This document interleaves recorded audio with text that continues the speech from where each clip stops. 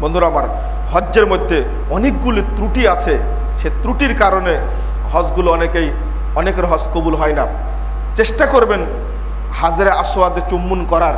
হাজরে আসওয়াদটা আল্লাহর পক্ষ থেকে বিশেষ নিদর্শন। আল্লাহ রাব্বুল আলামিন বলছেন ফিহি আয়াতুম বাইয়িনা, এখানে অনেকগুলো নিদর্শন আছে। তার মধ্যে একটার কথা উল্লেখ করছে মাকামু ইব্রাহিম, জমজমের পানি আল্লাহর নিদর্শন, মাকামে ইব্রাহিম আল্লাহর নিদর্শন, হাজরে আসওয়াদ আল্লাহর নিদর্শন, রুকন ইয়ামানি আল্লাহর নিদর্শন, সাফা আল্লাহর নিদর্শন, মারওয়া আল্লাহর নিদর্শন। আপনি নিদর্শনের শেষ নাই। শুধু জমজমের পানি যদি সারা পৃথিবীর মানুষ খায়, এটা যে আল্লাহর একটা নিদর্শন। আল্লাহু আকবার।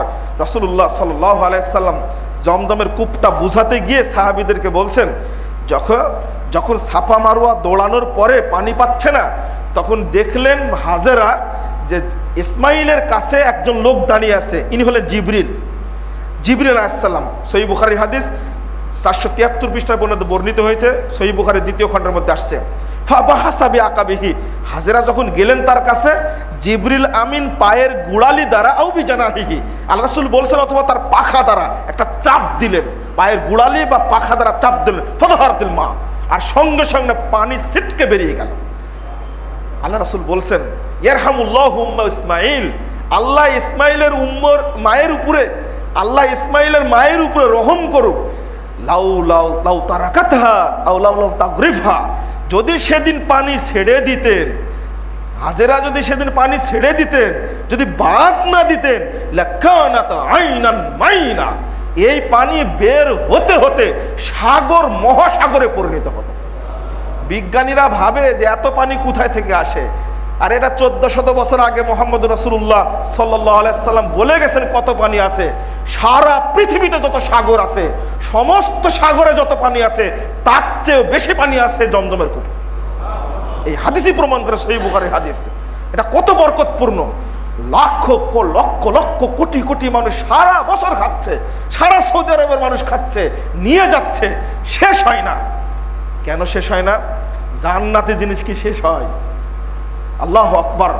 যদি পৃথিবীর সমস্ত মানুষ হজ করতে যায় একবারে, তবুও জমজমের পানি শেষ হবে না। রাসূল সাল্লাল্লাহু আলাইহি ওয়াসাল্লাম বলছেন আর একটা নিদর্শন হাজরে আসওয়াদের, এটা যে জান্নাতি জিনিস, আর জান্নাতি জিনিসের যে অভাব নাই, আপনারা একটা হিসাব মিলাতে পারেন না।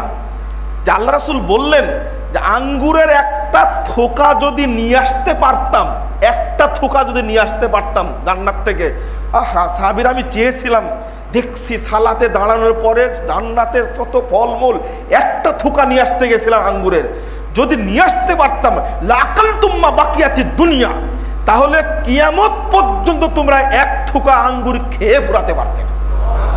এক থোকা আঙ্গুর সারা পৃথিবীর মানুষ খেতে পারতো না। মানে তাহলে জান্নাতের বরকতটা কি, তার বাস্তব প্রমাণ হলো হাজরে আসওয়াদ। আল্লাহ রাসূল বলেন নাযালাল হাজরুল আসওয়াদ মিনাল জান্নাহ ওয়া হুয়া আশাদ্দু বায়াদাম মিনাল লাবান। যখন হাজরে আসওয়াদ জান্নাত থেকে পড়ে, জান্নাত থেকে যখন আসে, তখন দুধের চেয়ে অধিক ধবধবে সাদা ছিল। ফাআসওয়াদাতহু ফাসাওয়াদাতহু খতায়া বানি আদম, কিন্তু আদম সন্তানের পাপ গ্রহণ করতে করতে ও কালো হয়ে গেছে। তাহলে পৃথিবীর মানুষের এত পাপ বহন করছে ছোট্ট একটা পাথর।